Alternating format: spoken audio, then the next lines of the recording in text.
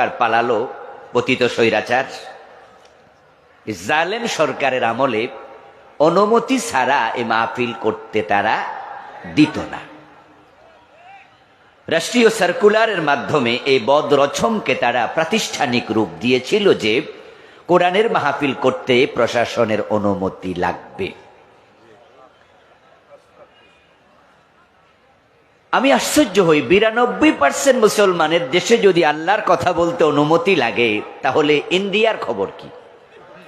ওখানে তো মুসলমানরা বাকরুদ্ধ হয়ে থাকার কথা ছিল, ঠিক না? অথচ আপনি দেখেন ইন্ডিয়ার আসাম, কলকাতা, মেঘালয় সহ বাংলা ভাষাভাষী যে সমস্ত অঞ্চল আছে, সেখানে ওই দেশের আলেমরা তো নির্দ্বিধায়, নির্বিঘ্নে, নিশ্চিন্তে, নিঃসংকোচে মাহফিল করছেই। যে সমস্ত আলেমরা বাংলাদেশে মাহফিল করতে পারে না, তারাও ইন্ডিয়া গিয়ে মাহফিল করছে।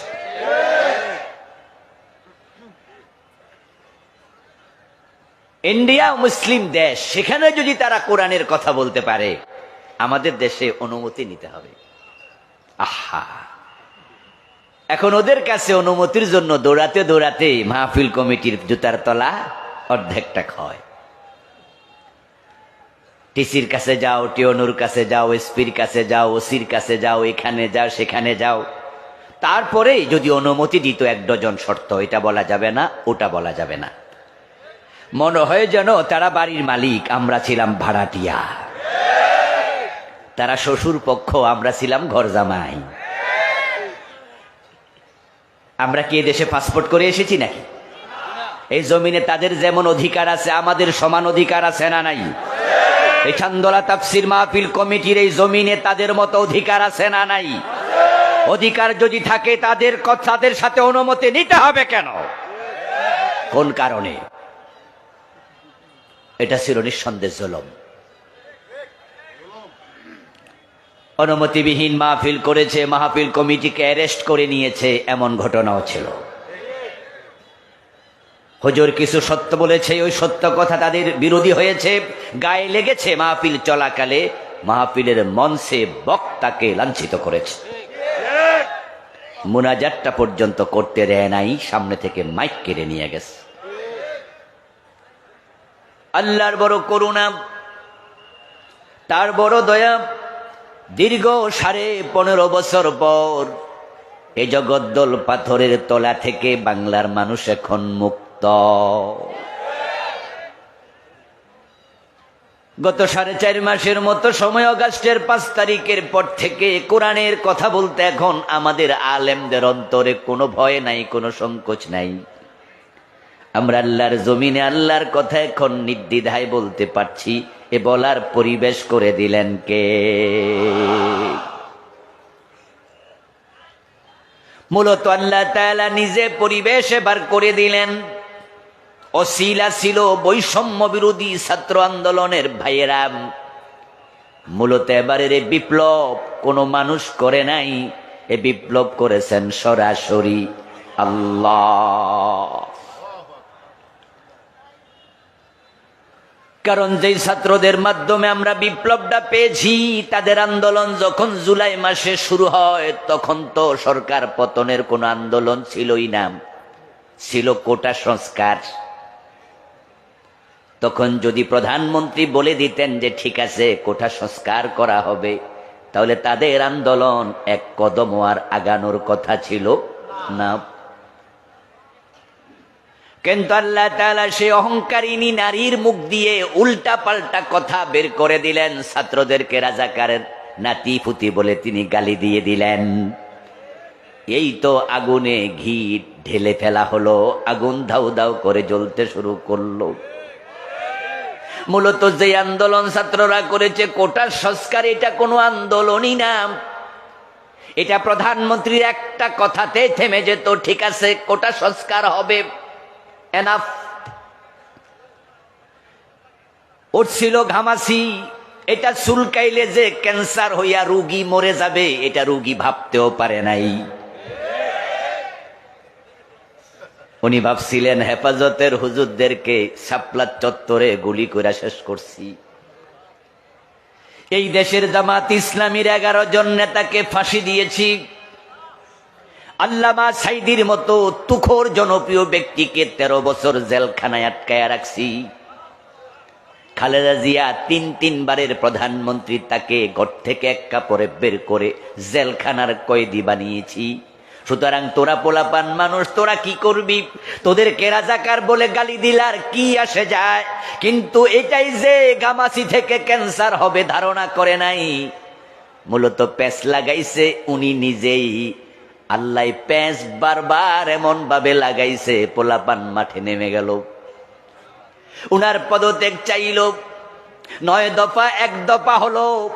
উনি যদি তখনও বলতেন তোমরা থামো, ঠিক আছে আমি সরি বললাম, আমি তোমাদের দাদির বয়সী, নানির বয়সী, মায়ের বয়সী, মুখ থেকে একটা কথা বেরিয়ে গেছে, রাজাকারের নাতি বলেছি, এজন্য আমি দুঃখিত, তোমরা আমার বাসায় আসো, গণভবনে বসো, এসে একটু এক বেলা খেয়ে যাও।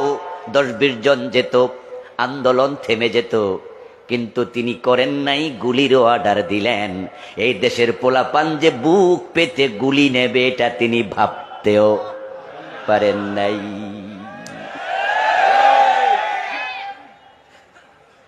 যেখানে আপনারা দেখেছেন অক্টোবরের 28 তারিখে, গত অক্টোবরের 28 তারিখে সামান্য কয়েকটা ককটেল ফোটার পরে বিএনপির বিশাল সমাবেশের লোকগুলো তছনছ হয়ে পালিয়ে গেল। উনি ভাবছিলেন কয়েকটা ককটেল ফুটাইয়া যদি বিএনপির মতো এত বড় দল ওদেরকে দৌড়াইয়া পালানো যায়, তাহলে পোলাপান 2-4টা গুলি দিলে পালিয়ে যাবে। কিন্তু না না, এবার আবাবিলের মতো আল্লাহ রাস্তায় নামাইয়া দিলেন। 5 বছরের বাচ্চা, 7 বছরের বাচ্চারাও রাস্তায় নেমেছে। আমাদের মা বোনরা পর্যন্ত পিছিয়ে থাকেন নাই। কি অগ্নিঝরা বক্তব্য দিলেন এক বোন। পিছনে ফেরার আর সময় নাই। সামনে স্বাধীনতা, পিছনে পুলিশ, মনে আসেনি? পিছনে পর ফেরার সুযোগ আর নাই, এবার সামনে যেতে হবে। আরেক বোন ঢাকা বিশ্ববিদ্যালয়ের প্রফেসর তো বললেন, কয়জন মারবা? 1 জন মারবা 10 জন আসবো, 10 জন মারবা 100 জন আসবো, আর থামাতে পারবা না। তাই হয়েছে, 2000-এর মতো হত্যা করেছে। ছাত্র জনতা ঘরে ফিরে নাই। তাদের কলবের মাঝে আল্লাহ এমন সাহস দিয়েছে, 10,000 মারলেও ঘরে ফিরত না।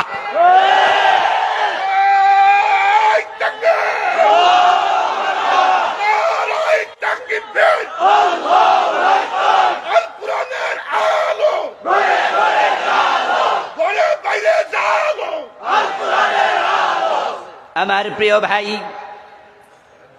এরপরে এবার আসুন যে আল্লাহ যে বিপ্লবটা করলেন, আমি আল্লাহকে ধন্যবাদ দেওয়ার জন্য মূলত কথার পরিবেশটা বলছি। যদি ওরাই ক্ষমতা থাকতো, আজকের এখানেও মাহফিল হওয়ার কোনো সম্ভাবনাই ছিল না। হতো নাকি? হতো। ওরা যদি ক্ষমতা আরো 10 বছর থাকতো, 10 বছরেও আর হতো না। এটা বন্ধ করে দিয়েছে ওরা। আমার প্রিয় ভাইয়ারা, এখানে প্যান্ডেল হওয়ার পরে প্যান্ডেল করবে, রেডি করার পরও করতে দেয় নাই। আমরাও দাওয়াতি ছিলাম, মানা করছে, হুজুর আইসেন না, হবে না। তারা তামাম দেশের কোরআনওয়ালাদের কণ্ঠ চেপে ধরতে চেয়েছিল। আমার আল্লাহ জালেমদেরকে কখনো সফল হতে দেন না। ইন্নাহু লা ইউফলিহুজ জালিমুন। কোরআন মাজিদ আল্লাহ বলেন, নিশ্চয়ই জালেমরা কখনো সফল হবে না। আল্লাহর কথা আবারও প্রমাণিত হলো, এটা যে সত্য আমরা আগেও জানতাম, আমরা আগেও বিশ্বাস করেছি। আল্লাহর কথা সত্য, আগে শুনেছি, আগে জেনেছি, এবার নিজের চোখে দেখেছি। ফেরাউন জালেম ছিল, ব্যর্থ হয়েছে, পানিতে ডুবে মরেছে। নমরুদ জালেম ছিল, ঠ্যাং ভাঙ্গা মশার আঘাতে জুতার বাড়ি খেয়ে মরেছে। আবু জেহেল জালেম ছিল, মাআজ মুআব্বাদ ছোট 2 জন সাহাবীর হাতে লাঞ্ছিত হয়ে মরেছে। 15 বছরের স্বৈরাচারের জালেম প্রধানমন্ত্রী এবারও এক কাপড়ে পালাতে বাধ্য হয়েছে, রান্না করা খাবার খেয়ে পালানোর সময় পায় নাই। জালেম সফল হয় না, এটা আবারও প্রমাণিত হয়েছে, ঠিক কিনা? আমার প্রিয় ভাইয়ারা, আপনারা বলুন তো এই জমিনের মালিক কে? কোরআন কার কালাম? তো আল্লাহর জমিনে আল্লাহর কালাম বলতে না দেয়া কি জুলুম নয়? এর চেয়ে বড় জুলুম আর কি হয়? এর চেয়ে বড় জুলুম আর কি হয়? এজন্য আল্লাহ তাআলা এবার ধরছেন। আসলে আল্লাহ তাআলা ছাড় দেন কিন্তু ছেড়ে দেন না। আলহামদুলিল্লাহ যে আল্লাহ তাআলা আমাদেরকে এবার অবারিত মুক্ত সুযোগ দিলেন। আসুন আমরা শুরুতে তাকে কৃতজ্ঞতা জানাই, শুকরিয়া জানাই। সবাই মিলে একবার জোরে জোরে কালিমাতুশ শুকর পড়ি, আলহামদুলিল্লাহ। প্রিয় দিনী ভাইয়েরা, আমি আপনাদের সম্মুখে পবিত্র কোরআন মাজিদ থেকে সূরা শুরার 13 নম্বর আয়াতে কারিমা তিলাওয়াত করেছি। প্রিয় নবীজি সাল্লাল্লাহু আলাইহি ওয়াসাল্লামের পবিত্র মুখ অনুসৃত সহিহ বুখারীতে উদ্ধৃত ছোট ছোট 3খানা হাদিস পাঠ করেছি।